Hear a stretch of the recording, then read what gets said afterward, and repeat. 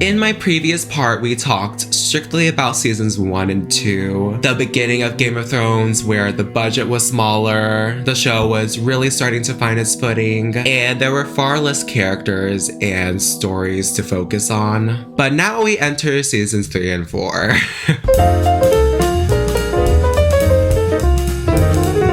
When Game of Thrones peaked, bitch. So a couple of things to get out of the way before you all proceed. There will most definitely be spoilers ahead for basically all the seasons, but we are primarily focusing on 3 and 4 with this video.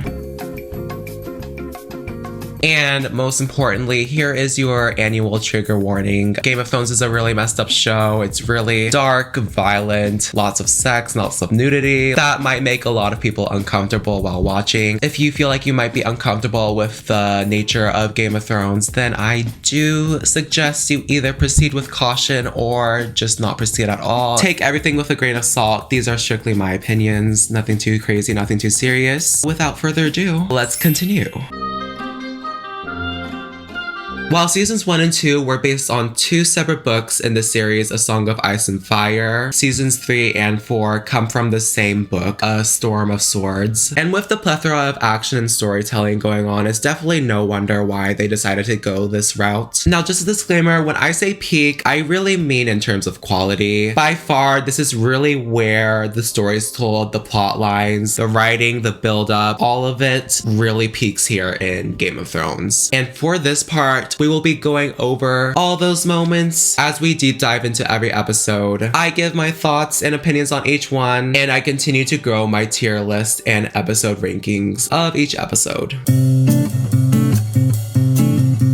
What you need to know coming into these next 2 seasons, we have the Starks versus Lannisters, who are currently fighting a war against each other due to Ned Stark's beheading, as Robb Stark and Catelyn Stark are head of the Stark army, whereas Tywin Lannister is head of the Lannisters. Recently though, there's been a few inner blunders on the Stark side, including Robb marrying Talisa rather than a Frey girl he was promised to. Stannis Baratheon recently lost a battle at Blackwater and King's Landing. Tyrion Lannister played a huge role in winning, but is hardly acknowledged for it. Sansa Stark is a prisoner in King's Landing, while Arya is just wherever the hell she ends up. We don't know. Daenerys is slowly gaining traction in the east with dragons by her side and a loyal advisor in Jorah Mormont. Winterfell is burned down. Theon is captured by the Boltons. Bran is the three-eyed raven.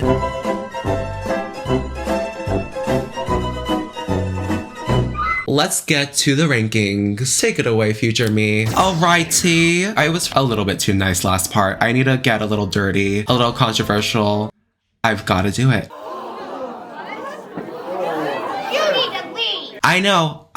Like, just the way I was talking about them, I think it warrants more of a meh rather than a good categorization. It just kind of had to happen, I feel. So sorry. Apart from that, everything else is staying the same for the most part. So bottom category is You're My Queen. Next one up is Shame, Shame, Shame. Then we have Bran the Three-Eyed Raven, Ned's Honor, Pause Magic Rod, and then we have A Wedding Party at the Freys. Excellence. As always, this list was and still is made by Och Disu. Take a look one last time, see where your faves are placed.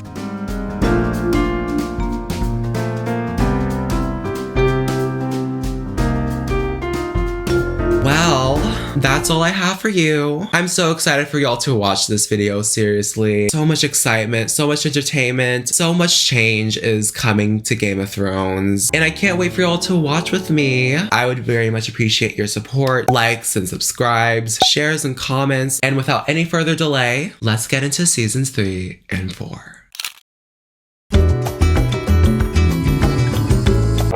Season 3? More like season P. Season 3 starts off with a bang! I just really love this episode for wasting no time and jumping into the juiciest plot lines that will take over these next 2 seasons. Like, just from that opening alone.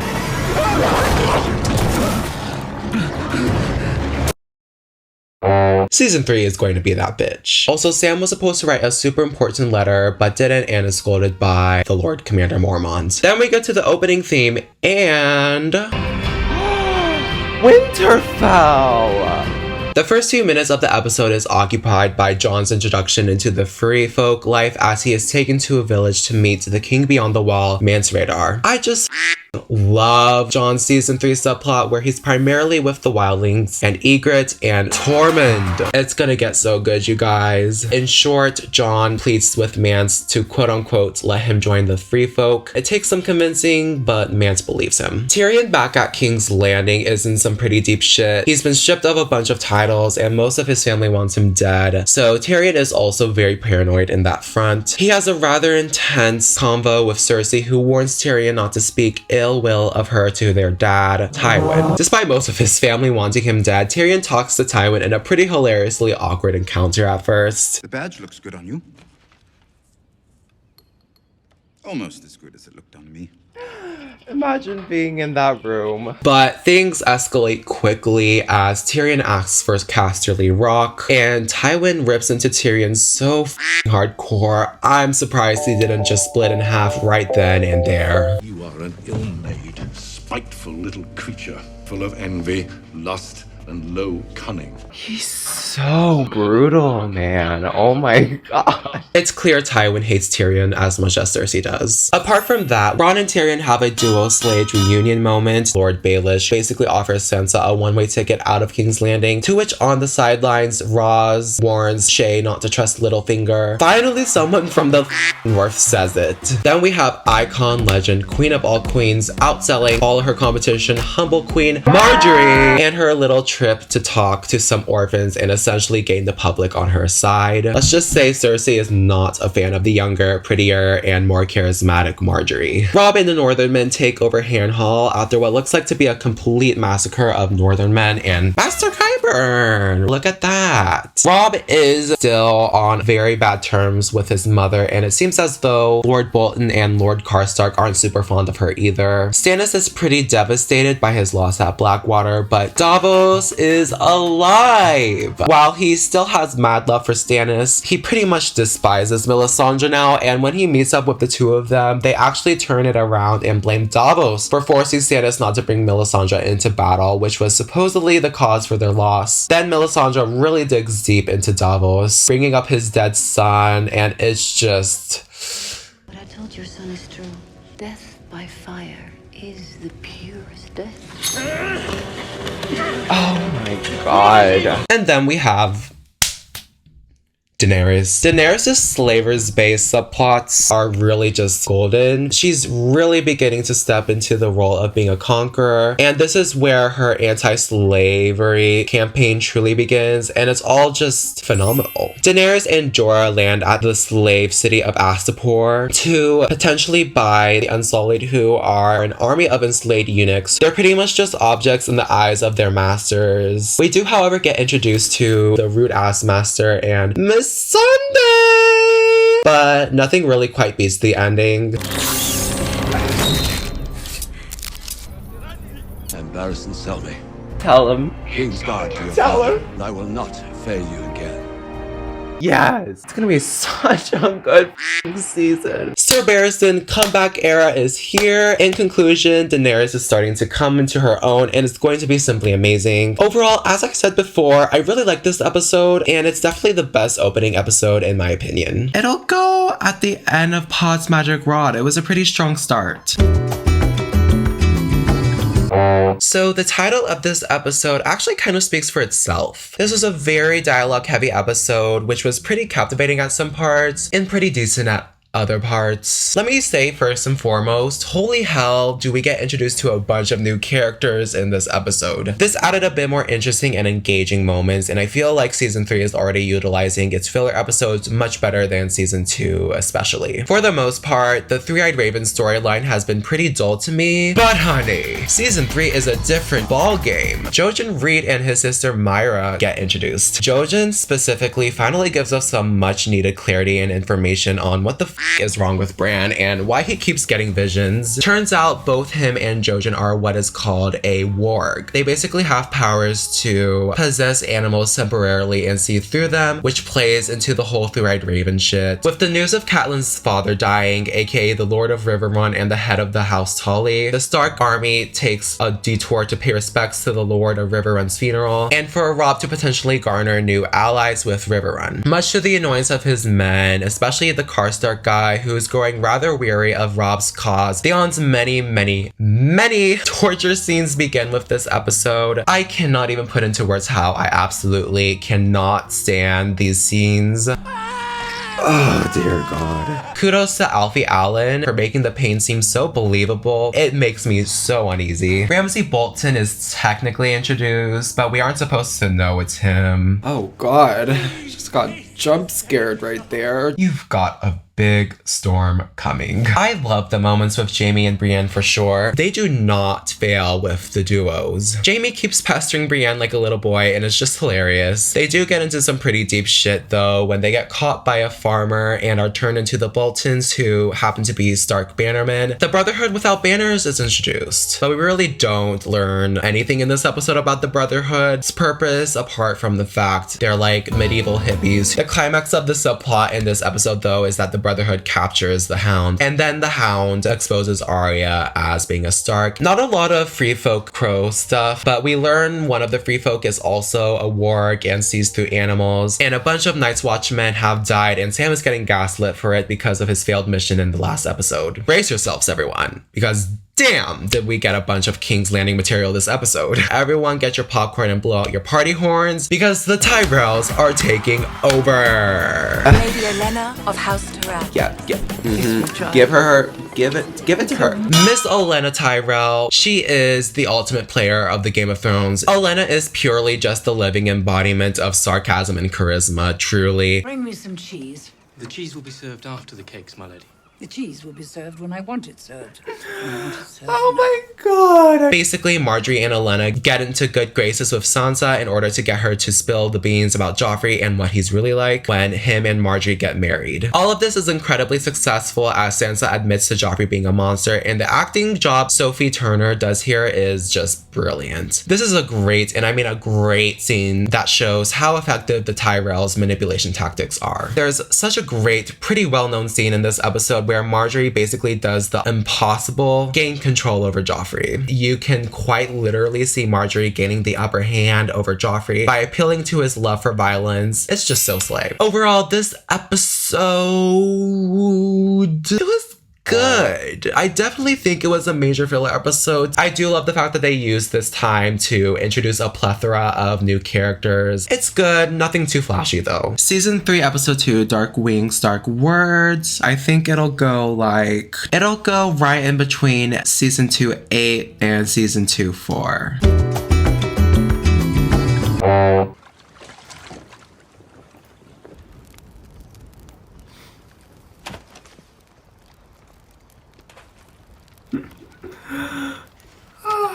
I should not have liked this episode as much as I did. It's just so manic at some parts, and a very important character arc is brought into fruition with this episode. I just had a really great time watching The Walk of Punishment. The season really does not cut around the bush with Robb's struggles in leading an army and just the slow fall of his overall cause. I mean, it's really looking bad for the Northerners. They currently reside at Riverrun for the funeral of Daddy Tully, with the introduction of Catelyn's brother Edmure Tully. Edmure spontaneously captured a mill and let the mountain escape before receiving orders from Robb, which pisses off Robb and the Blackfish. They do have two rather unimportant Lannister cousins held as captives, one of which, fun fact, is actually played by future Tommen Lannister. In King's Landing, chairs are being pushed around in the small council.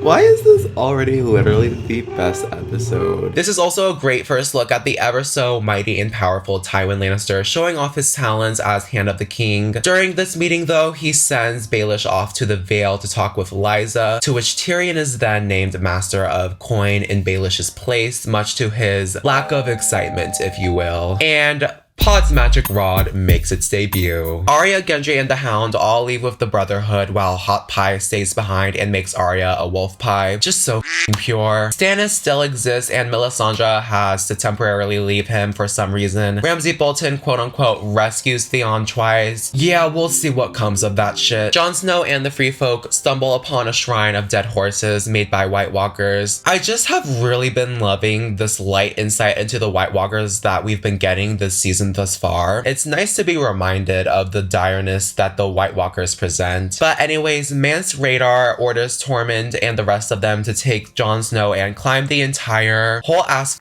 wall to start attacking the Night's Watchmen. If he asked me to climb that big ass wall, that's the minute I joined the Night's Watch, bitch. Speaking of which, the Night's Watchmen are in pretty deep shit. More than half of their men have been killed by White Walkers. The rest of them are badly injured, cold, starving, to the point they even take refuge at Craster's Keep. Craster is still an asshole, and Gilly is giving birth to a baby boy at too brute. The two biggest plot points that completely made this episode for me though, and why I just absolutely loved watching Walk of Punishment, is the Daenerys and Brienne plus Jaime subplots. Daenerys is still an Astapor trying to get the Unsullied, and we start to get glimpses of her empathy for slaves, while the icons and legends, that is Barristan and Mormont, start to heavily advise her on politics and such. Barristan served under her older brother before his untimely death, which also really adds to the dynamic she has with the two of them. When attempting to negotiate with the ignorant ass master, who continues to berate her and ridicule her in his own language, she quote-unquote offers one up her dragons in return for the entire Unsullied army, much to the surprise and shock of everyone there, which was a pretty iconic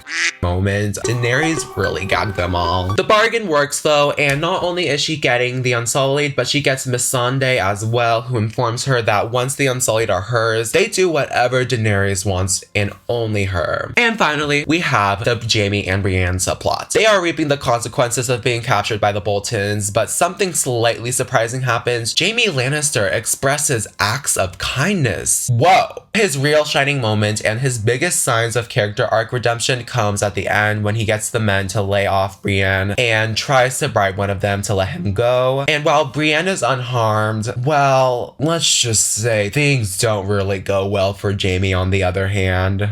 Yeah, this should help you remember. Oh my fucking god. There was a bear up there.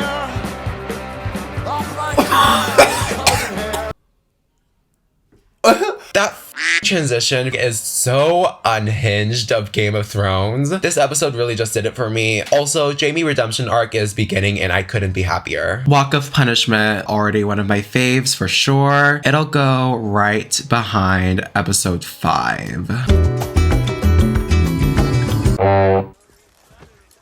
Wait a rub salt in the goddamn room, okay? And now his watch has ended. Was good. Nothing very super spectacular happens until the very last few scenes, and this was giving very filler episode vibes. This episode focuses primarily on building up most of the subplots for the next season 3 episodes to come, but it does a good job at doing so. Specifically, there's a lot of scheming and planning on Varys' behalf in King's Landing that will actually be very significant later down the road. This really was his episode though, because we finally get some much needed backstory with Varys, and we learn how he got his wee-wee chopped off and why he hates magic. The two go hand in hand because his wee-wee was chopped off because of a sorcerer who he has locked up in a crate. I actually rather enjoy the process of seeing how Varys gets information though with these next few scenes, as he pumps Roz for information on Littlefinger and why he's so invested in Sansa, and then runs to Olenna Tyrell, who also has taken an interest in Sansa. Might I sit? No. They both come to an agreement that Sansa needs to marry Loras in order for the Tyrells to get the North and for Varys to prevent Baelish from gaining any more power. Who better to get Sansa on board with this than Marjorie herself? You can tell this is the first time Sansa has had a true friend in a long time. But we're still on the topic of Marjorie's manipulation. She's doing a very great job with Joffrey. Marjorie's manipulation is at its peak though when she encourages him to greet some citizens outside the Sept of Baelor, who turns out actually actually really adore both him and Marjorie, much to Cersei's annoyance. She runs over to her daddy Tywin and tells him of her concerns about the Tyrells and their manipulative ways. Tywin completely ignores this though and basically tells her to her face she is not as clever as she seems. Such a loving father. Jaime is hardcore struggling on the journey to Harrenhal with Brienne. She gives him some tough love though, which does give us some more relationship and character building between the both of them. Bran is being taught about his warg powers with Jojen. Ramsay Bolton finally reveals his psychotic nature as he takes Theon back to his torture chamber. Put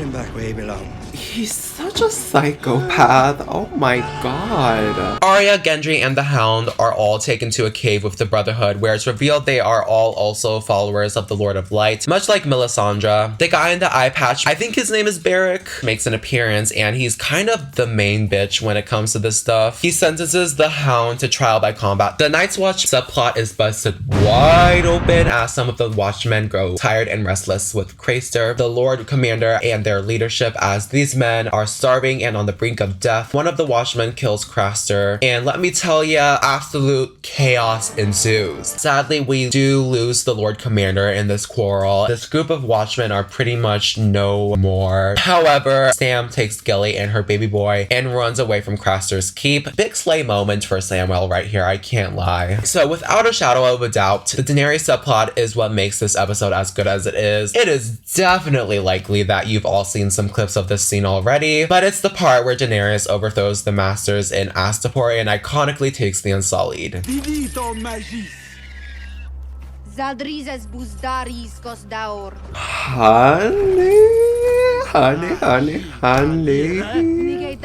She knew what the f he was saying the whole time. The gag. The gag.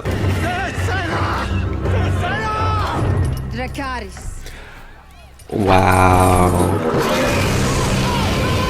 Ooh, what a moment. What a moment in time. The minute all of them figure out that Daenerys knew the language, yikes! It's all just phenomenal. Great payoff. I do think it potentially happened a bit too early, but with how this season has been unfolding, it makes sense. Her Conqueror Slayage debut officially begins. So honestly, a lot of this episode was kind of meh and fine. I think for me, the standouts were bits and pieces of King's Landing, the Night's Watch, and of course, the Daenerys and Slaver's Bay subplot. And now his watch has ended was, I guess, good. Solid enough, you know? It's gonna go behind season 2, episode 5. I just need to know what right Kissed by Fire has for being as absolutely phenomenal as it was. This episode was incredible. Kudos to episodes 3 and 4 especially for building up so many plot lines and storylines that pretty much meet their peaks or payoffs in Kissed by Fire. The episode starts off with a bang and a kaboom, an explosion if you will, as we witness Sandor Clegane's childlike combat against Beric and the Lord of Light. Ooh.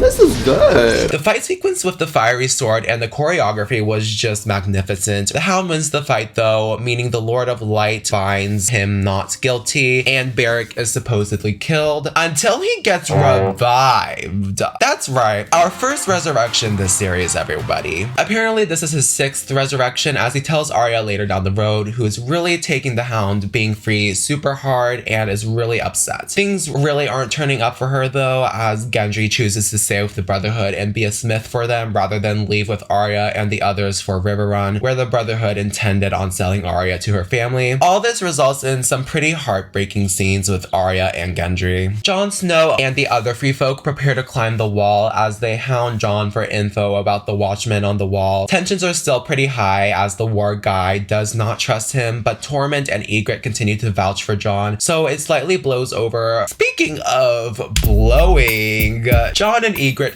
in a cave. This is pretty major that Jon breaks his vows like this, especially considering the honorable family he comes from. King's Landing has a pretty great subplot this episode as well, with the usage of spies coming heavily into play as people continue to get Sansa on their side, being that she is soon about to be the sole key to the north considering how the rest of her family is. Cersei gets Baelish to spy on the Tyrells and their schemes and to report back to her. He uses this handsome blonde squire man named Oliver to seduce Loras and get him to spill a bunch of stuff about the arranged marriage between him and Sansa. Bit of a quick moment to basically say, I really don't like what they do with Loras' character. It just seems like such a throwaway to get him to fall so easily for a random squire, even though he's been with Renly for a while before his untimely death, and his character becomes so one-dimensional now. Anyways, moving on from Loras. Oliver reports back to Baelish, but before reporting back to Cersei, he goes to Sansa one last time to get her to go to the Eyrie with him. She turns down Baelish, which gives Littlefinger the motive to tell Cersei the tea. Cersei, wanting to impress Papa Tywin, runs to Tywin to basically show her suspicions about the Tyrells were right, and while she may be feeling temporarily pleased with herself, this backfires so badly on her, it's almost comical. Tywin, wanting to keep the power in Lannister hands, forces Tyrion to marry Sansa and secure the North, and also forces Cersei to marry Loras and secure the Reach. They both completely despise this, and Tywin completely despises both of them for not being mindless and soulless blonde robots. Oh, also a very fun and great conversation with Tyrion and Olenna about the wedding party costs. I was told you were drunk, impertinent, and thoroughly debauched. You can imagine my disappointment at finding nothing but a browbeaten bookkeeper.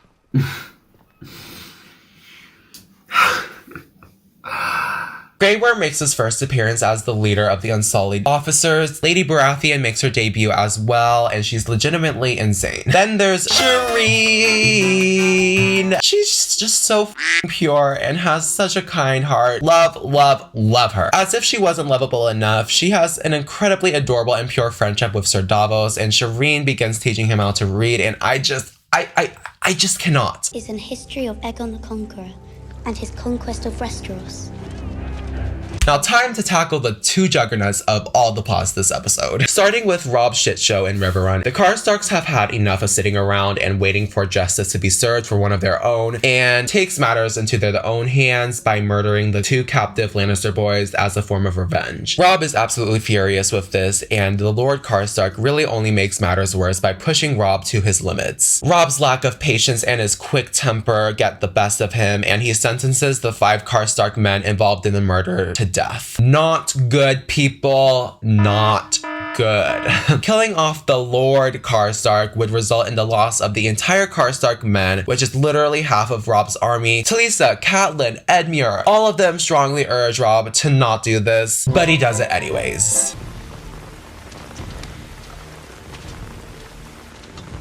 Kneel, my lord. This is really not going to turn out well at all. This is really not. Everything that people were saying to Robb did indeed happen. The Karstarks obviously left once their lord was beheaded, and now Robb's army is basically done for. They might as well just throw in the towel, but Robb doesn't want to do this. He needs to replace the men they lost with the Karstarks, and he decides to go to the phrase. Yeah. The phrase. With Brienne and Jaime arriving at Harrenhal, the best moment of not only this entire season, but arguably the entire show, it's Jaime's backstory about his betrayal against Aegon Targaryen. I simply cannot put into words the sheer emotional chokehold that this has on anyone who watches it. In short, Jaime killed Aegon because it was pretty much the right thing to do. He was going to burn the lives of millions of innocent people and kill Jaime's father, and Jaime stopped him before he could do so. This scene is just hella important for Jaime's character growth, though there's really nothing more to say about this episode. This was simply just incredible. Fantastic character moments, great dialogue, lots of relationship building. Episode 5 was amazing. Point blank, it was so good. It's gonna go behind you, win or you die. So good. I can almost see it. Hello. There was something just really comforting and calm about The Climb. We see most of the characters just hanging around in the woods doing their thing. It's been a while since we've had a moment in Game of Thrones to just really sit back and relax and just take in the scenery of Westeros. As I said, we start out in different parts of the woods with Sam and Gilly making their way to the wall and bonding, and God, they're just so cute together. Osha doesn't get along with Mira at all, and Jojen has a seizure because of the vision he gets as a warg. Here I am saying The Climb is comforting and calming, and we get our first seizure in the first 10 minutes of the episode. But we do revert back to a pretty comforting feeling, with Jon Snow and Ygritte growing closer to each other as they all prepare to climb the wall. Melisandre meets with the Brotherhood, and they bond over the Lord of Light, which transitions into Melisandre needing to take Gendry back to Stannis to use some King's Blood sorcery shit on him. The Brotherhood let him go, and Arya is furious with this again, which is growing pretty common with her at this rate. And in that darkness, eyes staring back at me. Brown eyes, blue eyes, green eyes. Ramsay Bolton keeps torturing Theon for virtually no reason apart from sick enjoyment from doing it. Oh my god. Oh, I really don't want or have to see this. Two of the Frey sons meet up with Robb, Catelyn, and the Tullys at Riverrun to negotiate some terms, with Robb before the Freys ally with the Starks. Walder Frey wants Harrenhal, a formal apology from Robb for screwing him over, and finally they want Edmure to marry one of the Frey daughters to secure allegiance in Riverrun. Roose Bolton lets Jaime return back to King's Landing, but without Brienne. Now, why is Roose acting so darn friendly with the Lannisters? Speaking of King's Landing, this is really where most of the shit goes down this episode. An absolutely life-altering, phenomenal, stunning conversation between Olenna and Tywin shows off both of their intelligence as they discuss marriage plans with Loras and Cersei. Your daughter is rich, the most beautiful woman in all 7 kingdoms, and the mother of the king. Old. Old? Old. Tywin does get the upper hand though, and Olenna reluctantly agrees to the Loras and Cersei marriage. Tyrion then very sadly, awkwardly, has to break the news to Sansa that she won't be marrying Loras and leaving King's Landing for Highgarden. Instead, she will be marrying him. And then Shae has to hear all of this too. It's really just big yikes all around. The ending to everything is pretty ruthless, with another stunning, phenomenal combo between Varys and Littlefinger about Varys' plans to trump Littlefinger's plans, only for Littlefinger to come out victorious in the end, even letting Joffrey murder Ros, Varys' spy. You know what they say. Chaos isn't a pit. Chaos is a ladder. Littlefinger ate this up. I can't lie. Thankfully, this episode does not end on this incredibly depressing note. Jon, Ygritte, Tormund, and the Warg guy climb the wall, and wow, is the cinematography gorgeous here. There are several highly intense and anxiety-ridden moments with the avalanches, ice-breaking, people falling, and then that ending scene, breathtaking. Episode 6, once again, just was so nice and comforting to watch. The scenery was beautiful, combos were great. The climb was also very great, very solid. I'm gonna say right at the end of Pod's magic rod. Can I just state the obvious here for a minute? I think season 3 might be my favorite season. This is another one of those super heavy dialogue and relationship building episodes that I feel like I shouldn't have absolutely loved as much as I did, but loved it anyways. I just really liked the Bear and the Maiden fair a lot. Really for no reason apart from how heavily focused this episode was on love and character relationships. Ygritte and Jon bond a lot and are just so adorable. Oh, a spider! Save me, Jon Snow. Stop! My dress is made of the purest. They do, however, get into yet another argument, and then they make out. Talisa shares with Jon that she is pregnant. I know she'd love to meet you and her grandchild. Oh, shit! She's pregnant. You don't want to love this, but you do. Arya has had enough of the Brotherhood constantly betraying her and runs away, only to be caught by the Hound. Melisandre tells Gendry about Robert being his father, and Theon gets his balls chopped off. There's a really emotional moment as we get insight into Osha's past and why she does not want to go back over to the wall. Osha had a man once who randomly disappeared, but when he came back, he had become a White Walker and attacked Osha, who reluctantly had to kill him. Needless to say, Osha has some major PTSD from the White Walkers. Really iconic Daenerys moments incoming. She arrives right outside the walls of the next slave city, Yunkai. She invites one of the masters over to negotiate their surrender. And it's all quite simply iconic seeing how far Daenerys has come from season 1. I have a gift for you as well.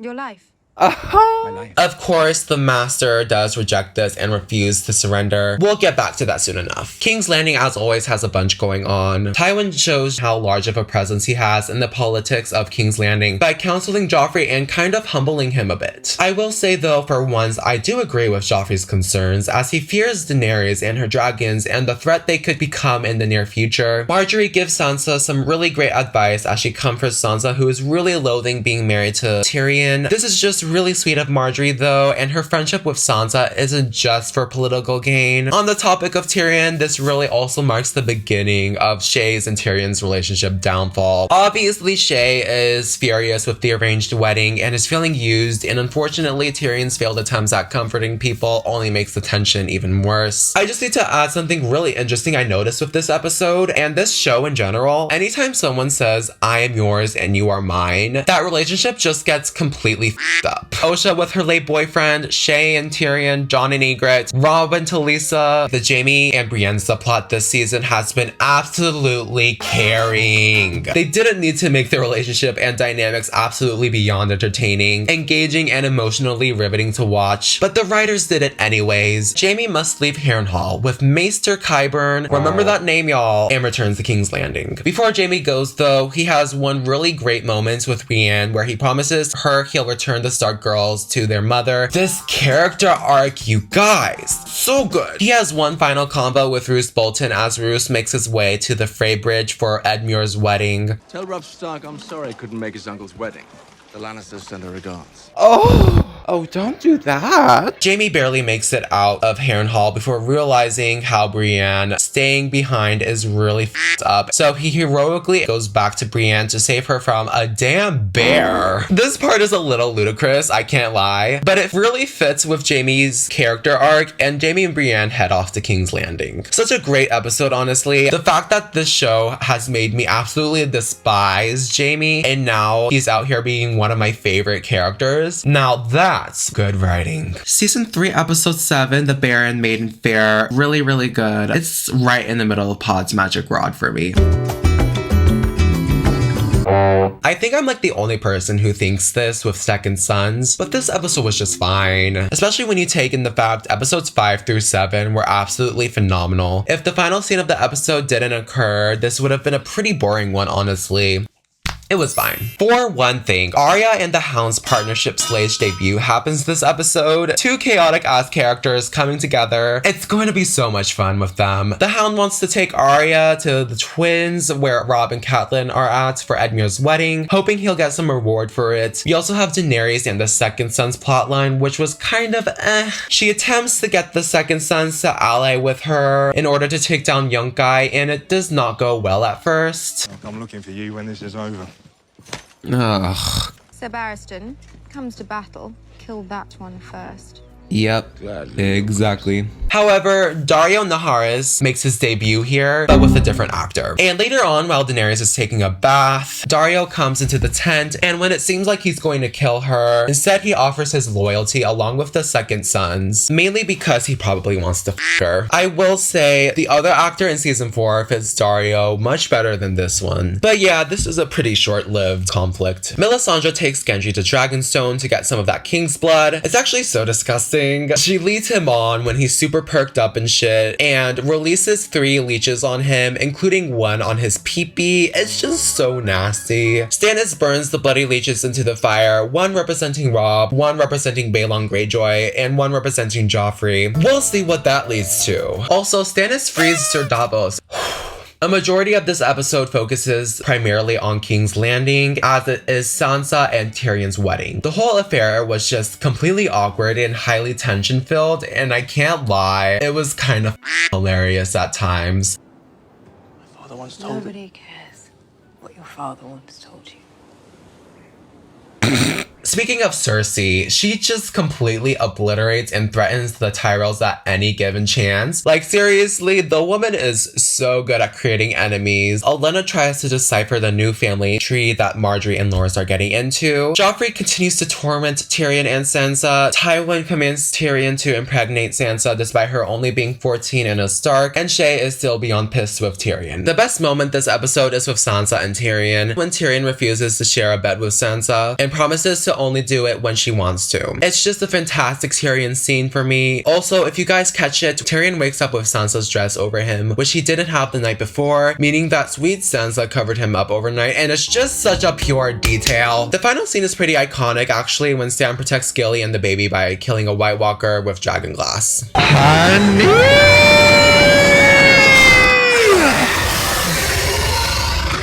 Well, Tarly? The storylines here were like eventful, but also just kind of I was left pretty underwhelmed actually with how everything was carried out. Second Sons, I think this is very controversial. I didn't vibe with it that much. I'll put it behind Winter is Coming.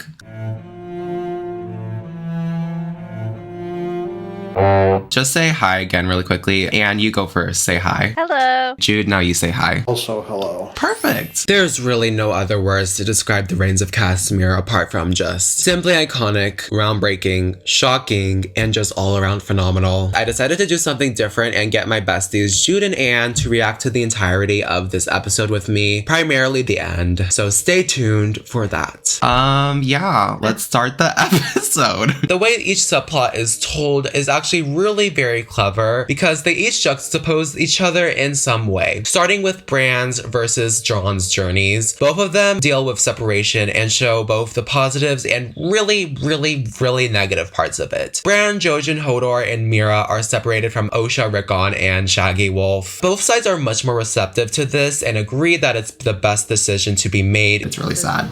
Sad stuff. I'm coming. So sad. I know. I'm your brother.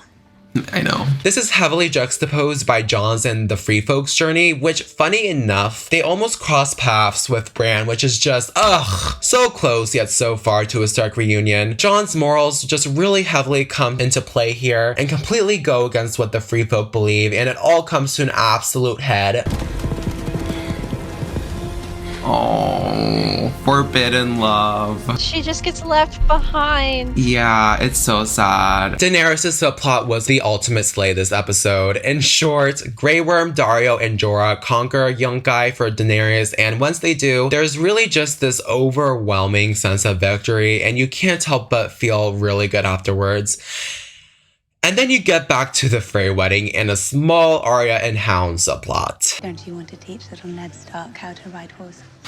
Teaching little Ned Stark? Isn't that so adorable? I have no words.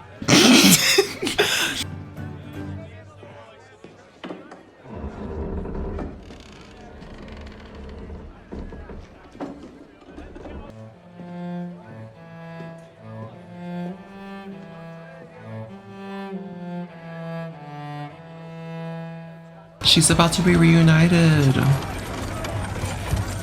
Your Grace.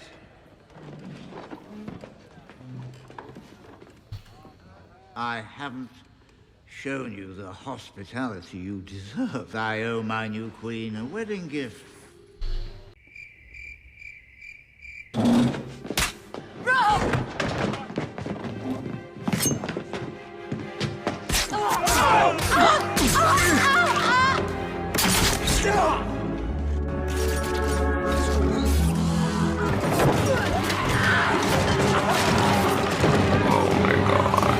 Benny, you told me this wasn't. I did that on purpose. Are they all dead? Give it a moment, you'll see.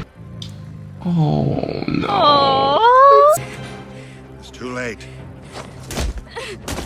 No! Oh my god. How can you be so cruel? Get up and walk out! Please! Please! Why would I let him do that? He doesn't care. I'll find another. I knew it. The Lannisters send their regards. Does he die? God, I do not remember them killing him. Yeah. Oh my god. Yeah. Okay, yeah, she dies. Okay. This is a lot of blood for one episode. Yep. That's episode 9. I really don't have much to say, considering how absolutely heartbreaking the Red Wedding is alone. The 2 times we almost get a Stark reunion with Jon and Bran, and then Arya and Catelyn and Robb. There's no point in dragging this episode out any longer. I really don't have to explain myself here. Reigns of Castamere is second. Already done with season 3. Who would have thought? So season 3 finally comes to a close with the finale episode, Mhysa. And it was good. It was good. It was so good. Okay, it was good. It had many great moments of dialogue, especially with the aftermath of the Red Wedding. It also had more mild moments where I can understand why they needed to add it to the finale, but it definitely killed any excitement and build up for the next season. And then you have the abysmal ending scene, which we'll get into. Oh my god, haven't we been through enough already? Oh my god, stop. Haven't we been through enough already?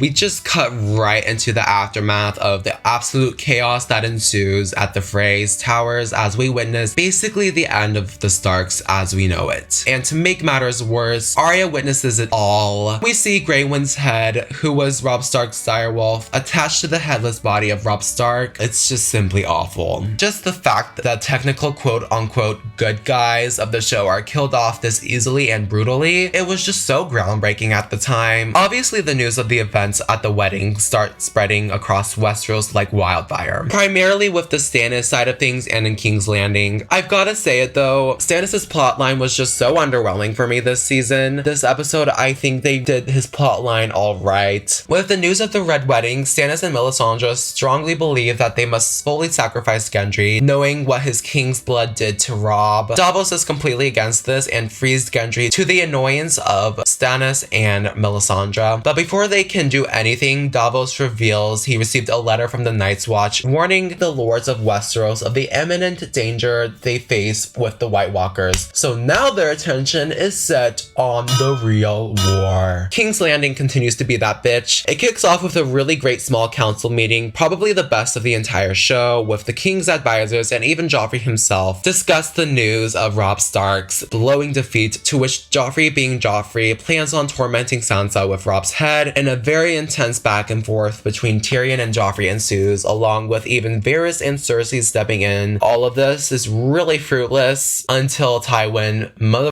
Lannister, decides to step in. Well, you hit on a costly rock! The king is tired.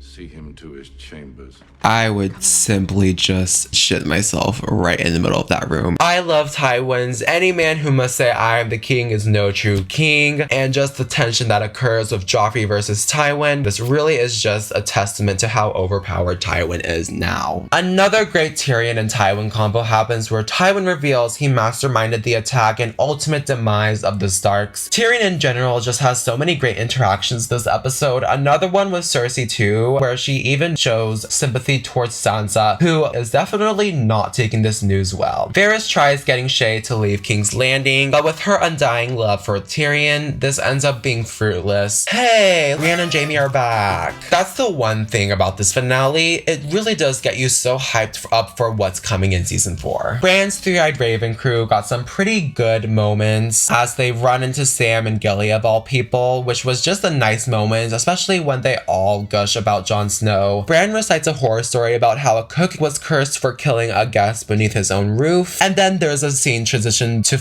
Walder Frey. With the success of the Red Wedding though, Walder Frey is getting the reins of Riverrun, while Roose Bolton gets Winterfell. Ramsay Bolton renames Theon to Reek, having broken him completely at this point, and he sends Theon's chopped dick to Yara and Balon, which results in Yara leaving on a quest to save her brother. A really sad moment between Ygritte and Jon happens, where Jon runs away back to King's Landing, and Ygritte tragically goes back to the Free Folk. I have to go home now. I don't want to be the one to say it.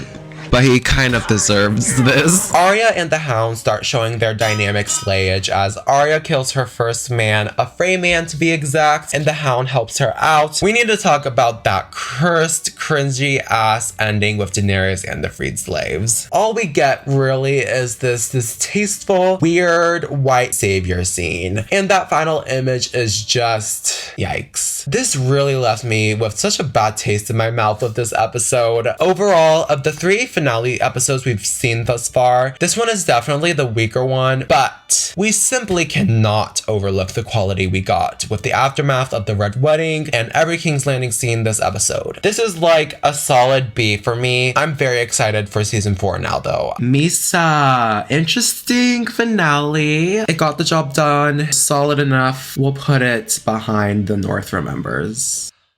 Wow. Season 3 is just such a great season. I even considered it to be the best season at around the midway point, but I will say it did kind of falter a bit, just a little bit near the end. The season is like the peak of a bunch of underlying conflicts, and a majority of them either meet their conclusion here or even get expanded on. I think the 2 best plots that this season carried on so well is Jaime's character arc with Brienne and the slowly dying cause of Robb Stark's ongoing war. Jaime's confession in the bath, and then of course the Red Wedding. They really did not have to go off as hard as they did with these 2 plot lines. There's so many new characters and houses introduced, and the world continues to expand. You've got character and relationship building. Arya grows more violent and less childish. Jon and Ygritte have an absolutely stunning forbidden love arc this season. Tywin hates his kids for being flops. Even the Three-Eyed Raven subplot is pretty darn good here. There's really just so much greatness with season 3, and if you need any proof, look no further than episode 9, 5, 3, and 7 alone.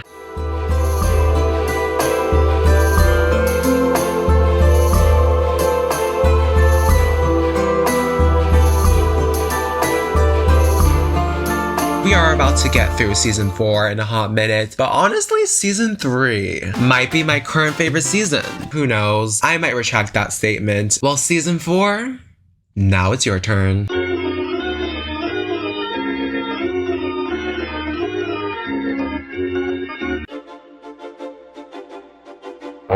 I can honestly say I am quite simply ecstatic for season 4. We kick off season 4 with Two Swords. It had a very daunting task of catching us up to date with everyone and introducing new people. It actually gave me slight pilot episode vibes, but with much more entertainment and pre-connections to the characters. We get hit with a really sinister but all the more fantastic cold opening as we see the forging of Ned's Valyrian sword Ice into 2 smaller swords, one being for Jaime, one for Joffrey, but that is for the wedding day. Also, I don't know what it is, but Tywin could low-key get it in this scene. Oh my god, that was hot. With Ned's sword being really the last thing we truly see of him, and having it be smelted like this really just nails the end of the Stark family further into the current state of the show. This is the second time this entire show we get dialogue between Jaime and Tywin. Tywin berates Jaime and leaves disappointed in him not doing specifically what he wants, which is for Jaime to rule Casterly Rock, but Jaime doesn't want that duty and instead chooses to stay in the King's Guard. Jaime gets a metal hand from Maester Qyburn, who Cersei has taken an interest in because of his unusual experiments. Cersei gaslights Jaime, and then like mother, like son, Joffrey gaslights Jaime for losing his right hand. He also insists he does not need any security at the wedding. Yeah, definitely not. Definitely not. Let's look at this really nice necklace Sansa got from the fool she saved way back in season 2. Y'all remember this necklace? Remember what it looks like? Speaking of Sansa, she is not dealing with the death of her mother and brother well at all and is incredibly depressed. Tyrion is too stressed out about everything to even attempt to act somewhat interested in Shae anymore, and it's really just a matter of time before they fall apart. Seeing them in this state is just, it's not a good look. We have Marjorie and Olenna picking necklaces for Marjorie and Olenna fangirling over Brienne. Aren't you just marvelous. Oh my god, she is so me! But more importantly, with this incredibly crucial wedding, many important houses from all over Westeros have come to witness this moment, including those from Dorne. Finally! It's just the expansion of the world is just so interesting to me. Dorne is led by House Martell, however, and guess who the is showing up to the wedding? O'Reilly. Oh, first of all, it's Pedro Pascal. Secondly, it's Oberyn Martell. You are all not even remotely ready to handle Oberyn this season. We get such a quick yet very eye-opening introduction to Oberyn and his ideals and his personality as a whole. He's very clearly much more of a free spirit than a majority of the other royal family rulers. He's very progressive and just very edgy. I mean, this man is also an ally. Oberyn is also dating Ellaria Sand, who is very open about being a bastard. We really just get told right away just how different Dorne's beliefs are from everyone else's. Oberyn is at King's Landing in his brother's place, primarily for revenge against the Lannisters. Elia Martell, who was Oberyn's sister, was promised to Rhaegar, meaning that along with the Targaryens, Elia also perished by the hands of the Mountain, or more specifically, Tywin Lannister. The other subplots I have yet to talk about are pretty minor, apart from very slight story building. In short, Ygritte and Tormund and the other free folk are on their way to attack Castle Black and to recruit the Thenns, an army of cannibals. Jon Snow is tried by Alistair Thorne and weird bald ex-Kingsguard, who I completely hate. Obviously, in the eyes of the Night's Watch, Jon Snow has committed quite a lot of treason with the free folk, but Jon warns them of the impending free folk army who plan on attacking Castle Black, and they are completely outnumbered. Also, there was a nice quick moment where Jon gets the news of Robb's death from Sam. I like that he got a chance to mourn. Daenerys is on her way to conquer the final slave city of Meereen. Dario Naharis gets a new actor and he's hot as fuck, and he tries flirting with Daenerys. They bump into crucified slave children and Daenerys struggles with controlling her dragons. The ending is actually great, probably my favorite part of the episode apart from Oberyn's introduction. Basically the real first bonding time we get with Arya and the Hound, who wants to sell her to Lysa Arryn. They bump into guys at a tavern. They start fighting and the Hound completely massacres all of them. Arya gets her first revenge kill of the guy who stole Needle. Fine little blade. Maybe I'll pick my teeth with it. Oh, she ate that up. Finally, a Stark can win something. I wrote a lot here. It's a good way to describe this episode. It's a lot. Like I said, I love the introductions of Dorne and Oberyn. I love Arya and the Hound. But you know what? This episode got the job done. It introduced us to season 4, and that's all that was required. Two Swords was a pretty fine, dandy start to season 4. It's Ned's honor material in between episode 1 and then season 3, episode 10. Wow!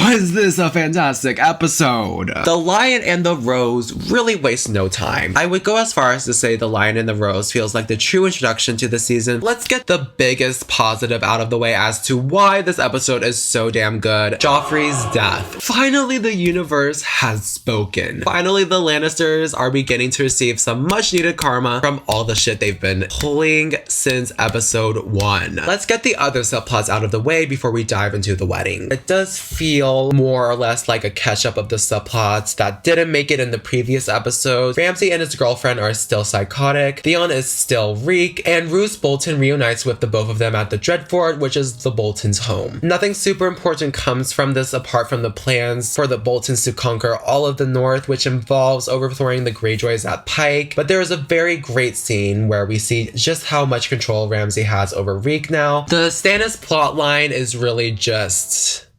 strange. Melisandre and Stannis are burning their family members alive. Lady Baratheon is a crazy dedicated believer of the Lord of Light, so this was pretty skippable. Same with the Bran and the Freed Raven stuff. We see him improving as a warg a bit too well because he's too stuck on constantly being his direwolf, which makes him moodier. That, or it could be puberty, who knows. The most interesting part of this, however, is a vision he gets of all these random clips, including the Night King, a dragon flying over King's Landing and the tree where the three-eyed raven is at. I say watch the flashback, but everything else is pretty skippable. Honestly, this should have just been a King's Landing centered episode. King's Landing is popping the hell off. Joffrey's and Marjorie's wedding is here, but before then, we get some quick character relationship moments, mainly involving Tyrion. He has a sweet moment with his brother and even gets Bronn to teach him how to fight with his left hand. This is the start of yet another iconic duo in the show with Bronn and Jaime. Then on the flip side, Cersei and Tywin have caught onto the fact that Tyrion is seeing Shae, and because of this, he needs to let her go. I can't be in love with a whore. I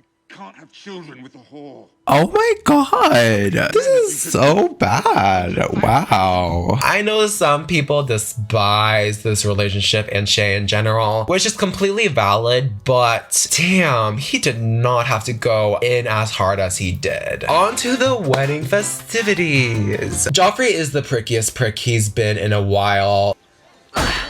Let me tell ya, he is atrocious this episode. He does get married to Marjorie though, so now the Tyrells and quote-unquote Baratheons have officially joined their houses. Now it's on to the party. This shit is the shadiest and most humorous event to ever happen in the show by far. I obviously can't go over every single conversation that happens, otherwise we'd be here forever, but it's basically Cersei versus literally everyone, from Brienne to Maester Pycelle, and of course to Oberyn as well. I expect it is a relief, Lady Cersei, giving up your regal responsibilities. Wearing the crown for so many years must have left your neck a bit crooked. And you know what? Her neck is crooked. There's one really funny scene where Loras completely ends Jaime's entire career. Because you'll never marry her.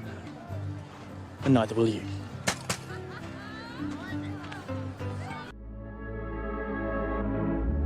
However, the fun shade is abruptly cut short as Joffrey unleashes hell. He is just awful here and does everything and anything in his power to make Tyrion absolutely miserable, making him his cupbearer, forcing him to kneel, pouring wine on him, and then to top off his reign of terror, he hosts a show of dwarves who reenact the Battle of the Kings and makes a complete mockery of everyone, specifically to Renly, Stannis, and Robb, to the complete despair of Sansa. Now, when you watch this episode, mind you, you'll notice Olenna talking to Sansa, keeping her completely distracted as she just so happens to take one of the blue gems off her necklace. And Olenna just so happens to walk past Joffrey's cup right after. And Tyrion just so happens to be Joffrey's cupbearer later that day. And how does all of this end? He's choking! Help the poor boy! Idiots, help your king! Move away! Come with me now. Joffrey! Oh You have to leave. my god. Oh, this is so good. Oh my god, so much shit is happening. He poisoned my son. Oh, oh. Take him! I wish he did poison him.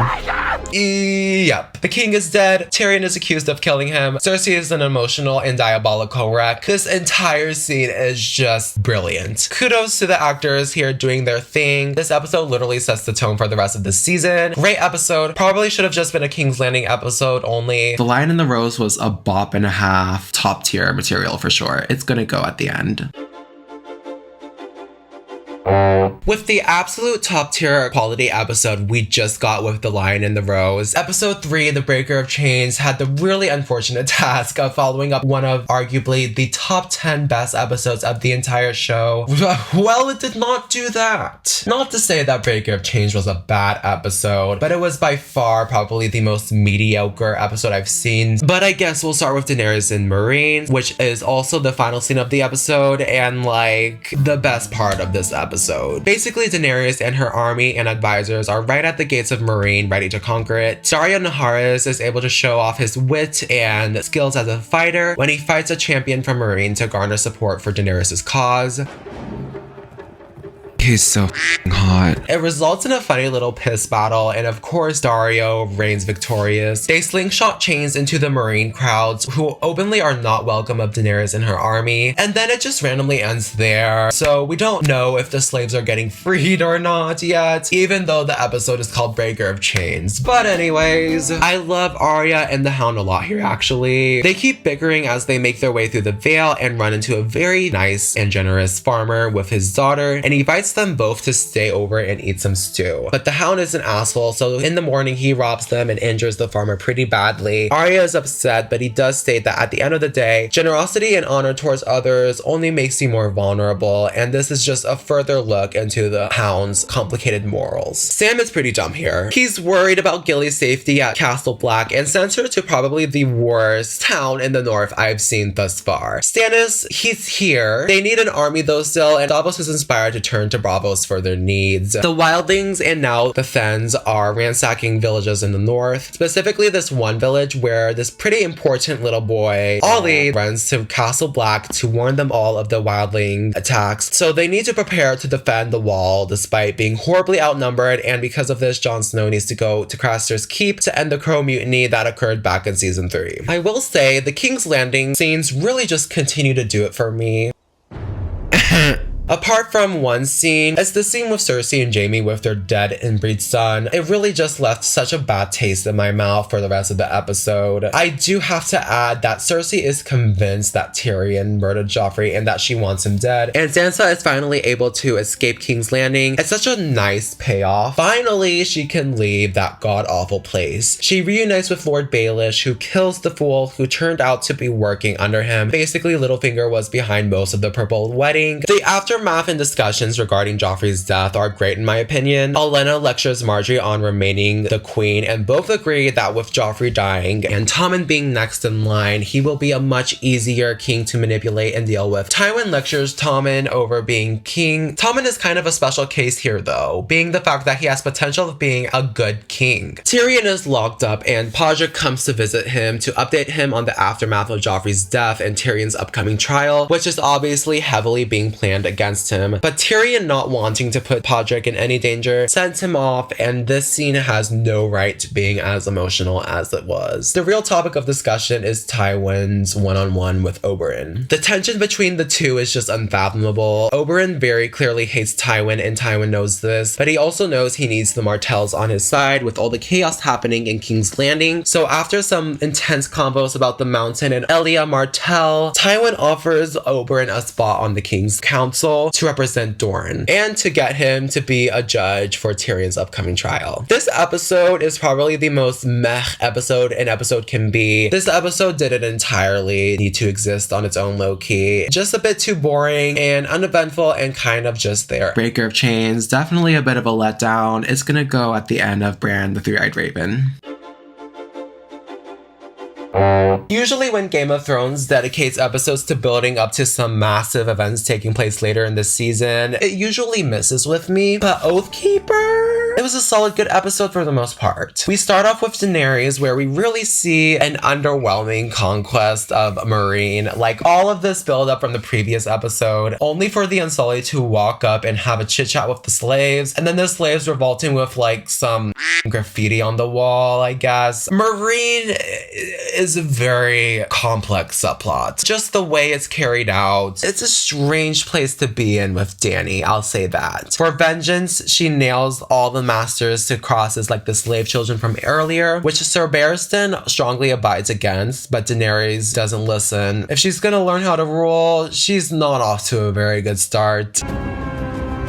That was it? Jaime finally visits Tyrion, and I love their brotherly bond. Nothing super significant happens here, apart from talk of what we already know. Jaime shares another really sweet and nice moment with Brienne, where he gives her his Valyrian sword that she names Oathkeeper, some new armor, and a Podrick. Stop that smile. So the two are sent off to find Sansa and protect her on Jaime's orders. Speaking of protecting Sansa, Littlefinger has kind of taken Sansa under his wings as a bit of an apprentice of some sort. Love this conversation between the two of them, as Littlefinger pretty much spoils the plot behind Joffrey's murder randomly, but I don't care. I just love seeing the fact that Sansa is really learning how to play the Game of Thrones. This is cleverly juxtaposed by Olenna lecturing Marjorie about manipulating Tommen, and then Olenna also pretty much spoils the rest of the Joffrey mysteries plot by also admitting to being behind Joffrey's murder alongside Littlefinger. This is kind of random and really spoils the mystery aspect of season 4. Cersei is also worried for Tommen's safety now more than ever, but the only thing she has to worry about in the end is Marjorie. May I come and visit you again? Can you stay forever? It's very clear Tommen is much kinder, more innocent, and level-headed than Joffrey. Marjorie and Tommen could actually make a great king and queen.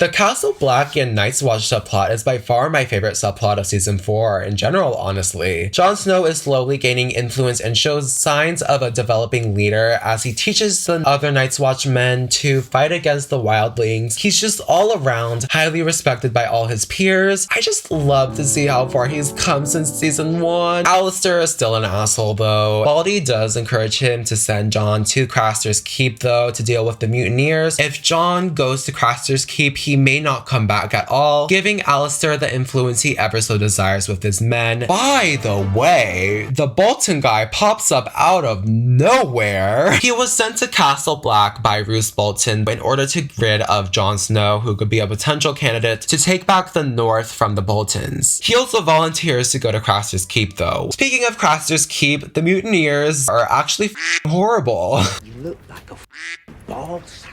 Ugly, look at your stupid face. I could piss in any gutter and salt 5 of you.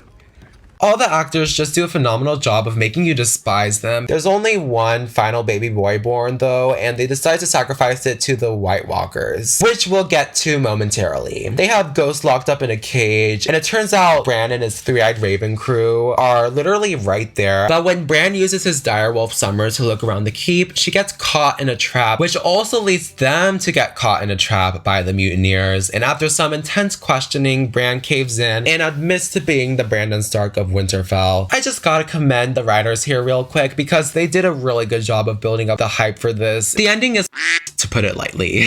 Oh god, bitch. I love that the White Walkers are slowly becoming more and more prominent in this never-ending conflict throughout Westeros. So good. Honestly, I liked Oathkeeper a lot. Is it perfect? No. For the most part, this was just a solidly good episode to me. Nothing too crazy. Season 4, episode 4, Oathkeeper. I think I'm gonna put it at tier 3, but it'll go ahead of Cripples, Bastards, and Broken Things. First of his name was just purely great. This episode was a lot shorter, with not as many plot lines or story progression going on apart from the end, and it was pretty openly a filler episode for the most part, but I think that's what made this episode so damn likable and enjoyable for me. Just the more simple moments in Game of Thrones, especially with the plethora of information coming at us from all 4 corners of the earth this season. All the subplots this episode were pretty strong for me. Even the Marine subplot stood out. This is the first time in a while we got some strategy talk with Daenerys. This is the episode where Daenerys officially decides to stay in Marine and rule, since Yunkai and Astapor have already fallen back into the hands of the Masters, and it's clear that Dany still needs a lot of practice and training with ruling before conquering Westeros. I will not sail for Westeros. What then? I will do what queens do. I will rule. Tell me she did not eat this the hell up, though. Brienne struggles to let Podrick into her bubble and actually serve as her squire, since for most of her life, she's had to do a lot of things on her own. This does call for some pretty funny moments, especially when Podrick fails at cooking rabbits. But after one conversation that really shows how loyal and dedicated Podrick was to Tyrion, Brienne finally caves in and lets Pod do his thing. On the other side of this, Arya and the Hound hate each other, but also tolerate each other enough to where they don't feel the need to kill one another. The Hound does kind of hit Arya, literally, with some more hard truths about her upbringing. It's just not gonna get her anywhere. Definitely an opposite vibe compared to Pod and Brienne. Sansa is finally reunited with some family members, being that Lysa is her aunt and Robin is her cousin. Due to the shaky circumstances of Sansa's current standings with the royal family, however, they play her off as being Peter Baelish's niece. Robin and Lysa absolutely love Lord Baelish though, that being said. So it makes sense that he has promised to Lysa, who is still absolutely psychotic by the way. You gave me those drops and told me to pour them into John's wine, my husband's wine. And you told me to write a letter to Kat, telling her it was a Lannister. Whoa. I never caught that. Yep, that's right. Essentially, this entire mess was built on a lie conducted by Littlefinger. I gotta say it, he ate this the up. So beyond that, Littlefinger marries Lysa, and she is just a psychotic disaster and proceeds to be jealous of her niece, since it's obvious that Littlefinger is into Sansa, and this whole entire scenario is just weird and creepy, so let's move on. King's Landing is great per usual, as Tommen is officially crowned, and Cersei is surprisingly civil and level-headed for the most part with everyone. Crazy, I know. She has one conversation with Marjorie, and it's actually fairly decent for the most part. Yeah, she still exchanges one or two glares here and there, but she talks about Marjorie wedding Tommen, to which Marjorie quote-unquote reluctantly agrees. Another great conversation with Tywin and Cersei is just great. Tywin is actually seen sort of lecturing Cersei here in an actually respectable and healthy way. Finally, Cersei and Oberyn have a really fantastic conversation about the love for their children. It just adds much more emotional depth to both of their characters and really shows off Cersei's love for her children. The ending is by far the best part of this episode. Jon and crew finally break into Craster's Keep and put an end to the mutiny once and for all. The Bolton guy, however, secretly kidnaps Bran while Jon is occupied and aloof to the fact that Bran is there in the first place, which results in arguably the best Bran moment in his entirety of being in the show. This is where he peaks. Starting with him working into Hodor, who very violently murders, not even murders, obliterates the Bolton guy and rescues the rest of his crew as chaos ensues around the keep. Before they leave though, Bran has to make a really tough decision here, which is basically the second half of his peak. He can either reunite with Jon, his brother he hasn't seen in years, or do his duty as the Three-Eyed Raven and travel further north. This is just a really great and also really tragic moment for Bran. He ends up choosing duty over family, however, and it's like, damn. The fighting at Craster's Keep reaches its climax when Jon fights the leader of the mutineers, essentially, but with the help of one of Craster's wives, he's able to come out victorious. Great sword fight, by the way. Jon looked hot as fuck. The Night's Watch is victorious, the mutineers have been abolished completely, and the keep is burnt to the ground once and for all. Finally, some justice is served. We're in 7 hours. Oh my god. Come here. Yes! Such a lovely feel-good ending. After so much injustice with Game of Thrones, finally we've seen some good to come out of the show. This episode was really great from beginning to end. The first of his name was very solid. It's gonna go ahead of The Climb, but behind The King's Road. The Laws of God and Men is probably the most conflicting episode thus far, because the first quarter of the episode is very middle of the road, but then you have everything that goes down in King's Landing, and it's by far some of the most top tier, top 5 moments to occur throughout the entirety of the show. Tyrion's trial happens this episode. If it was just that on its own, then I definitely would have a clearer mindset here on where to place this episode. Wasn't expecting to see you here this early on. Hello to you. The episode starts out in the city of Braavos, which has been brought up here and there, primarily by Arya and Jock and Hagar. The CGI is a bit silly looking now, but it is still a great scene seeing the beauty of Braavos. Basically, Stannis has taken Davos' advice on looking for money and men in the east, meeting with the Iron Bank, who is completely reluctant on giving funds for Stannis' cause, seeing as his cause is basically down in the dumps. However, with some very strong convincing and slaying from Davos, they manage to get some cash, it seems, as shown in the following scene where Davos bribes his pirate friend to join them back in Westeros. We're finally back with Yara as she makes it to the Dreadfort to save Theon, while Ramsay is occupied. It fails horribly because Reek has pretty much taken over Theon and refused to leave his cell with Yara in fear of what Ramsay might do. I have to say, Theon's actor Alfie Allen does an incredible acting job here. A shirtless, scratched up Ramsay comes in and literally defeats all the Ironborn easily. This entire scene is just so bizarre. This is turning into a lovely evening.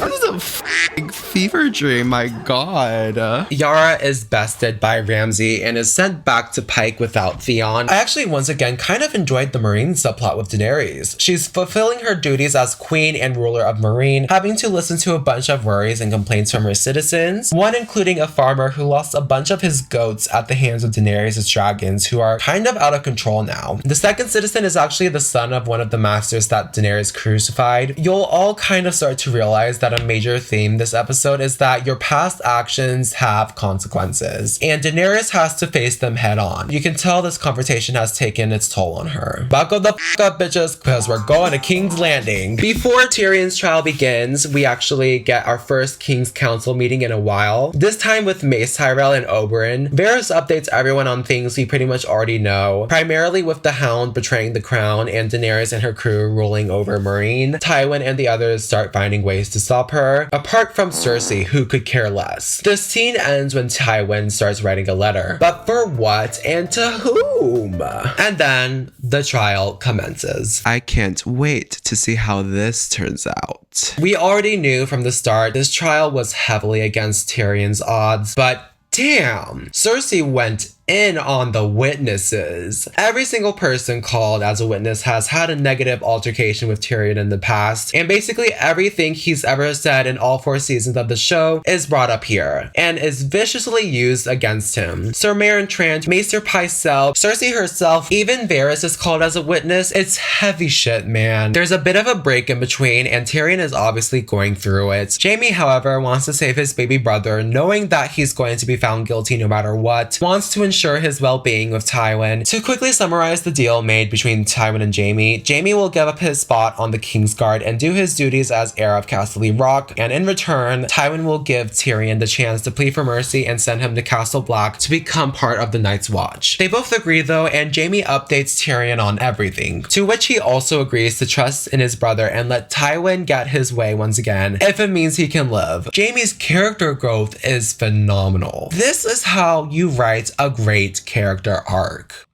So it's a real shame what happens next. Oh, you guys. Shay's confession is not even brutal, it's soul crushing. She does everything in her power to make Tyrion and Sansa look guilty. I am a whore. Remember? That was before he married Sansa, but she wouldn't let him in her bed. Dude. So he promised to kill King Joffrey for her. This is beyond.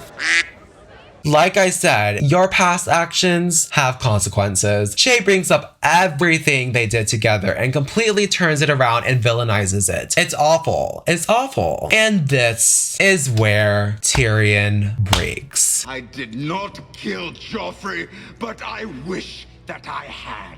Watching your vicious bastard die gave me more relief than a They totally had this coming. So I will let the gods decide my Say it, fate. bitch. Say it. I demand a trial by combat. Oh, bitch. Oh, bitch. Everything about this breakdown is just legendary in Game of Thrones history. Peter Dinklage does such a phenomenal job here. After writing everything down, I gotta say, I need to give this episode its roses. I have to. Tyrion's trial is far too strong of a subplot to ignore. The ending, the reactions, the Reigns of Castamere playing at the end. I just love Tyrion's trial so much. It should have just been the entirety of the episode, honestly. The laws of gods and men will be going behind the old gods and the new. Mockingbird was good. Not great, not average, not bad, just good. This really is just another filler episode for the most part, and really is just build up for the final few episodes to come. We immediately deal with the aftermath of Tyrion's outburst during his trial, and Jaime is obviously not happy about how Tyrion handled things. Tyrion feels really good about sticking it to their dad though, and Jaime can't help but chuckle alongside his brother. Now Tyrion needs to find someone to fight for him in another trial by combat, which is proving to be a bit difficult, especially now that whoever is going to fight on Tyrion's behalf will have to face the Mountain, Cersei's champion. All seems lost for Tyrion though, until Oberyn comes to visit him. She unveiled the freak. We didn't try to hide our disappointment. That's not a monster, I told Cersei. That's just a baby. Wow, God. About what I want. I will be your champion. Yes. Yes. Oh my God. Oh, what a moment. This scene is arguably the most emotionally riveting moments in the show's entirety. This right here is just hello and goodbye. Oberyn tells Tyrion everything he's been craving to hear. Validation. And with that, Oberyn is Tyrion's champion. I actually thoroughly enjoyed Arya and the Hound this episode. We primarily focus on the slow bond forming between the two after a lot of ups and downs with the relationship. After a bizarre convo with a dying man followed by a guy biting the Hound in the neck, we get a great moment where the Hound opens up to Arya about his past. Arya then stitches up his neck. I just really enjoyed seeing the vulnerability between the two of them a lot. Brienne and Podrick stumble upon Hot Pie. The important thing from this interaction being that Hot Pie tells them about Arya Stark still being alive and taken by the Hound, most likely on their way to the Eyrie to be sold off to their aunt. Jon and the crew return from Craster's Keep to Castle Black, and Commander Alistair is still a dick to Jon, shooting down every battle plan ideas he brings up, even though Jon literally spent all that time with the wildlings and knows better than anyone how they operate in battle. Daario keeps flirting with Daenerys and it reaches an all-time high because they Jorah disapproves of this and distrusts Daario, but Daenerys tells Jorah of plans to take back Yunkai by force. By utilizing Daario and the Second Sons, Jorah counsels her to take a more just and fair approach and actually convinces Daenerys to listen, and instead sends the same nobleman from the previous episode to Yunkai and reason with the masters rather than dispose of them. This is actually a really great moment for their relationship though, and you know they both love each other here, not in a romantic way, but more or less a son and daughter kind of way. It's really sweet. The final moments of this episode though, oof. It all takes place in the Eyrie as Sansa experiences snow again, and it's such a pure moment. She builds a replica of Winterfell, Robin is a brat and knocks it down, Sansa smacks him. Oh, he so had that shit coming. Littlefinger creepily flirts with Sansa, even kisses her unknowingly in front of Lysa, who gets pissed. While they're standing right next to the moon door, Lysa attempts to push Sansa in a jealous rage. Peter comes in to stop the madness and save Sansa and comfort Lysa and reassures her that he's only ever loved one woman his whole life. Your sister.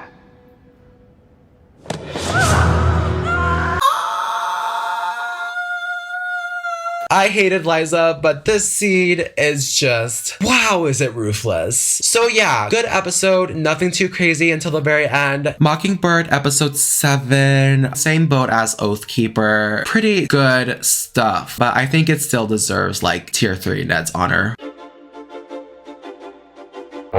The Mountain and the Viper was simply iconic, especially with what happens towards the end. While admittedly some parts had pacing issues, I think this episode did a really great job in wrapping up most of season 4's plots, or more specifically with the outcome of Tyrion's trial and the chaos at the Eyrie. We kick things off with a bang as the wildlings and the Thens raid the village Gilly is currently at, which is very close to Castle Black. This does show us there's still some humanity in Ygritte as she spares Gilly and baby Sam. Some people may critique this as being contradictory to her character, but I quite like this decision. It shows Ygritte's complex morals and character. But needless to say, this impending battle between Castle Black and the wildlings is right at the Night's Watch doorstep. Will they be prepared? Meereen starts off Kind of strange. Grey Worm creepily stares at Missandei's tatas, but it blows over fairly quickly as it's clear both of them are super into each other. The real standout of the Marine subplot though being Jorah's outing as a former spy back in Daenerys' Dothraki days. This is what Tywin started writing back in episode 6, a pardon that outs Jorah as a spy. This entire confrontation between Daenerys and Jorah is simply phenomenal. The acting is great on both ends, and it's almost like all of us are being scolded by Daenerys and having our hearts ripped out of our bodies. You sold my secrets to the man who killed my father and stole my brother's throne. And she can't even look at him. This is so hard to watch. Great scene. Horrible outcome though, because Jorah is sent away for his treason. Tragic. Theon poses as Theon Greyjoy to take over Moat Cailin for Ramsay, which is being held by fellow Ironborn. It works out and Ramsay completely obliterates all the Ironborn there. This is very significant in gaining the respect and trust of his father Roose Bolton, who rewards Ramsay with his last name and heir to his claim in the north. Great father and son moment between Roose and Ramsay. Gotta give them their flowers, what can I say? Lord Baelish suffers the consequences of murdering Lysa Arryn and is put on trial by members of the Vale. The slimy ass man might finally meet his demise until Sansa gets called in as a witness and she decides to play the game. She said she didn't want to live anymore. She stood on the edge of that moon door. He tried to reason with her, promised her she was the only one he had ever loved. But she stepped through those doors. Everyone is convinced though, and Littlefinger makes it through once again. This really is just such a peak Sansa moment. She has all the power at this one moment to either completely end Littlefinger, and while she doesn't choose to do so out of questionable trust in him, this is a complete 360 compared to where she was at the beginning of the season. Peter encourages the Vale to train Robin as Lord of the Vale, and Sansa has officially become an unofficial apprentice for Littlefinger. This is kind of hilariously juxtaposed by Arya and the Hound arriving to the Vale, only to find out Lysa Arryn is dead, which just cracks Arya up considering the fact every single member of her family just keeps on dying. I was pretty set on the fact season 2 had the best King's Landing subplots, but damn, season 4 has taken that title and ran with it. This episode sees the trial by combat and Oberyn versus the Mountain. The Mountain may be bigger, but much like a viper, Oberyn is quick and deadly. I just need to mention how stunning the choreography here is, specifically with Pedro Pascal. Oberyn does in fact have the upper hand, even seriously injuring the Mountain, and it seems like things might finally go in Tyrion's way. You killed her children!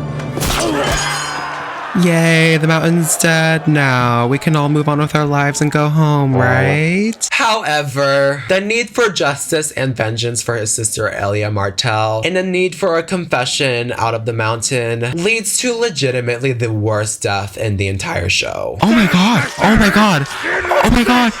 No!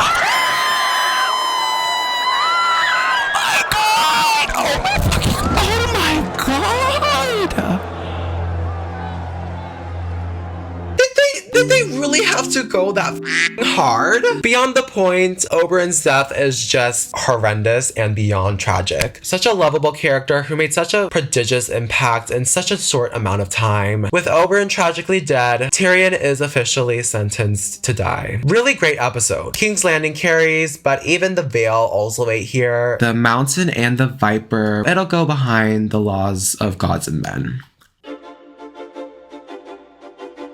One of the most important battles in the entire show. The climax of Jon's and Ygritte's arc. Sam is an absolute god. The best cinematography and camera work the show has seen thus far. This is The Watchers on the Wall. Going into this episode, I did have pretty high expectations. This is a lot of people's favorite episode, and just the build up to this impending battle between the wildlings and crows has taken up all 4 seasons. Not only did it not disappoint, but I would go as far as saying this exceeded expectations. The Night's Watch men are pretty damn certain they're all going to die tonight, considering how unprepared they all are, how few men they have, and how absolutely huge the wildling army is. A few conversations occur, which are all just really integral in making this very heavy episode slightly less heavy. Sam and Jon talk about sex. Ygritte clashes with the Thenns over how much she's actually dedicated to killing crows, specifically Jon Snow. Maester Aemon and Sam have a very beautiful conversation about love. This is Sam's episode though. Gilly is back at Castle Black and Sam is stepping the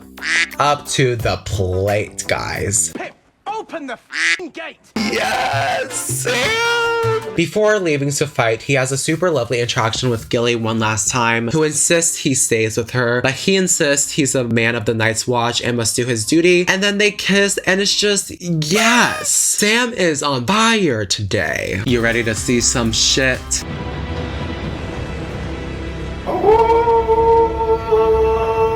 Alistair Thorin gives Jon some surprisingly good advice on leading and even regrets not listening to him when they had the chance to prepare. With all the scrambling going on, Baldy is in command of the wall, Alistair takes control of the training grounds, and Sam and Pip guard the back end of the castle. And then we see the true extent of the Wildling army, and yeah, they are so f***ed.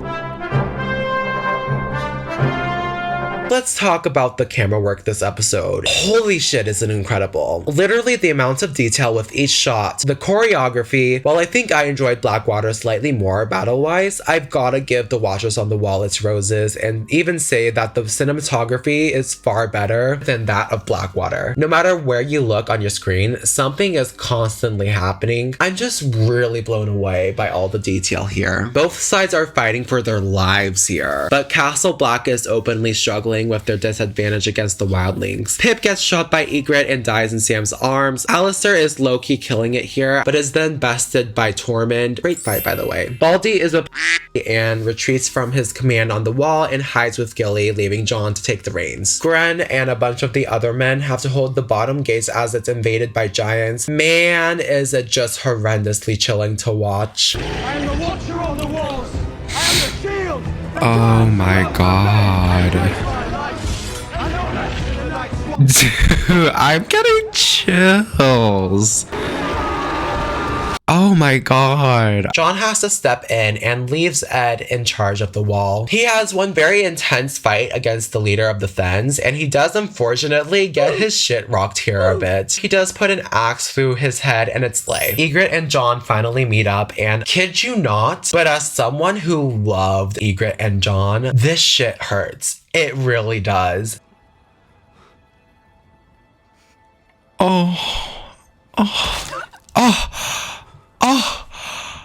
Oh my god. Stop. Y'all better stop this right now.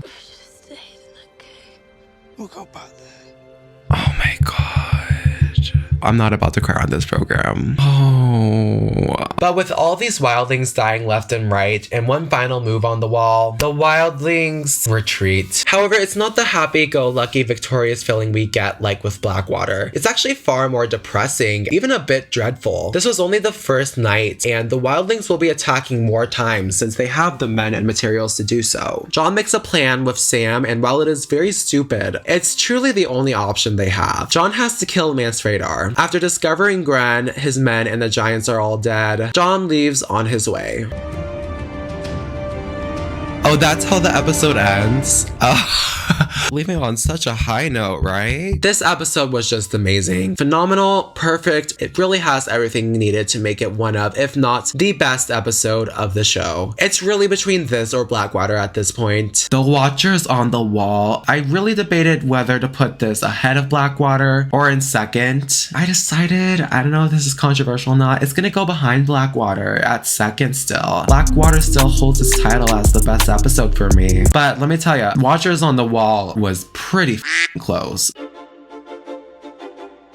Final episode of season 4 and part 2. Feels like I've lived a lifetime. The season finale for season 4 is actually a lot more important than I think most people realize. For one thing, this is really where D&D begin to stray away from the novels that made up A Song of Ice and Fire, as the amount of books they can adapt grow thin. They changed quite a bit actually in this one episode alone, especially with Tyrion's escape and character journey, which we'll get into. So how does The Children fare with the rest of the 39 episodes? Well, I think the unexpected defeat of of Man's radar is pretty great. We pick up right with Jon going to quote-unquote negotiate with Mance. The conversation is rather grim actually, with Mance feeling dumb about trusting Jon and then Ygritte being brought up too. That is until commotion happens outside their tent and someone is coming in to completely wreck the wildling army.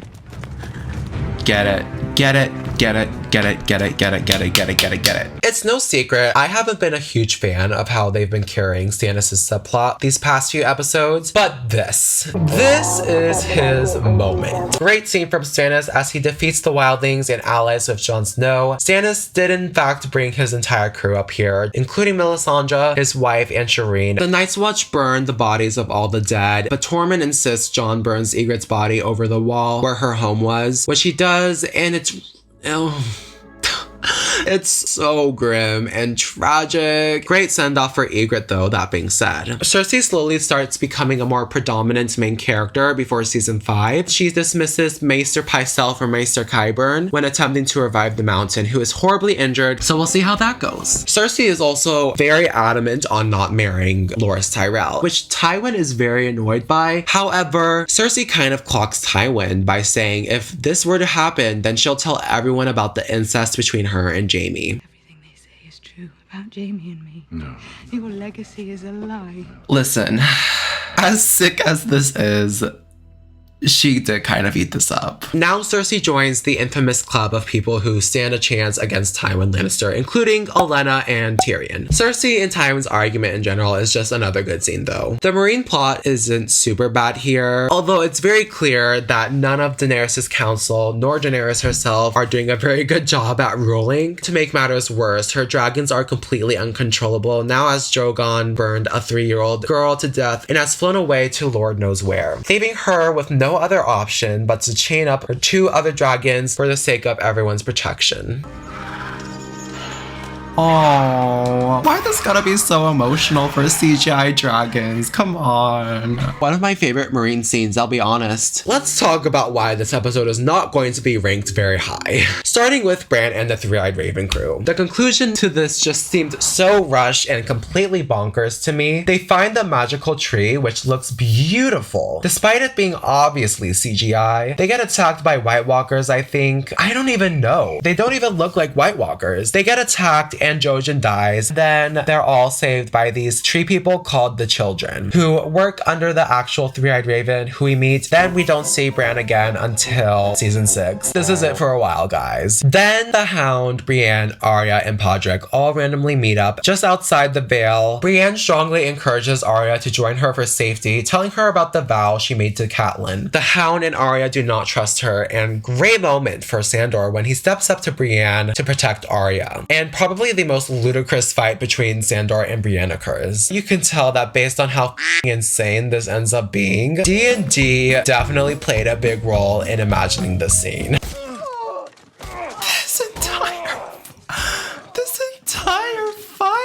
This fight is insane.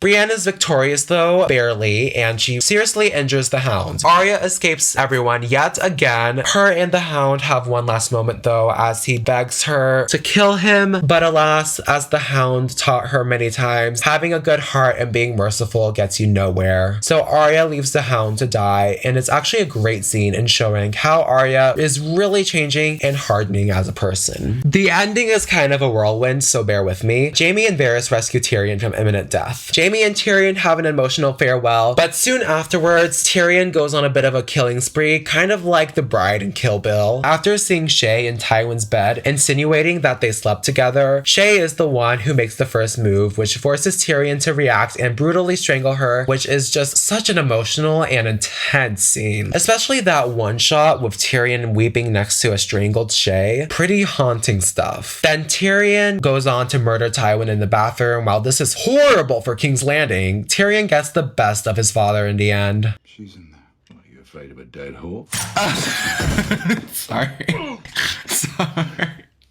Sorry, it's not funny. It's not funny. In the book, this is actually a far different scenario. Tyrion pretty much becomes super evil here, basically finally becoming a product of his father after all he was put through, and this just gives him so much more depth and an actual good yet cynical character arc, but the writers don't go with this route in the show, and personally, I just think D&D really shot themselves in the foot here by not doing something to switch gears on Tyrion's character. But anyways, Varys and Tyrion head off to Pentos, and Arya finally uses the Braavosi coin Jaqen H'ghar gave her earlier to sail off to Braavos, and with that, all of this unknowingness and uncertainty leads us to season 5. The Children was a rather interesting case. I didn't openly dislike anything, but after watching this episode, I was left feeling a bit weird with how everything was carried out with this finale. You can just kind of tell there's a slight shift already happening in the mood and vibe of the show, not only within the story, as a lot does happen here, but with the quality too at times. I don't know. I think this episode had its fine parts, its good parts, and anything else below it. Finally, we have The Children, the finale of season 4. I have very mixed opinions about this episode, but it still had its moments, so I'm gonna put it in Brand of Three-Eyed Raven. Alright, here's the overall list. Take a good gander. Do whatever you gotta do, because we added a lot, and more is going to be coming.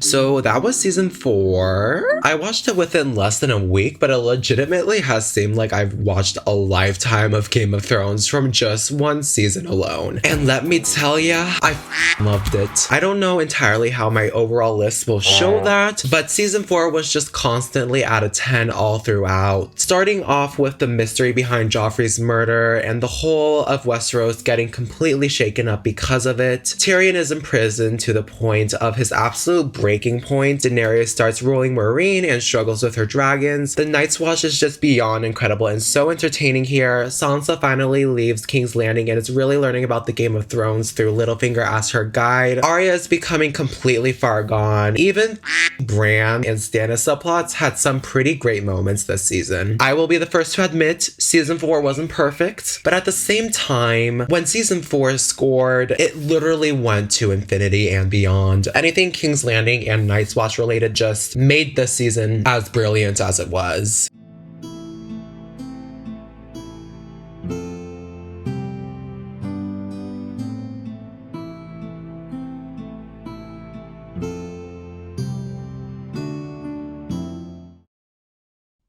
Hi. Alright, you guys, that was the technical peak of Game of Thrones. From here on out, Game of Thrones is going to change a lot. Not only plot-wise, but quality-wise, production-wise, budget-wise. It really is a toss-up on whether all of this impending change will be a good thing or a bad thing. But for now, we need to relish in the pure excellence that is season 3 and 4. I really truly think season 3 and 4 are the absolute best of what the show has to offer. Just the subplots here, the insane writing, the drama, the chaos, the iconic scenes. I can safely say that season 3 and 4 are my 2 absolute favorite seasons of the entire show so far. I think I lean more towards season 3 personally. That still doesn't take away from the point that, yeah, this truly is the peak of Game of Thrones' quality.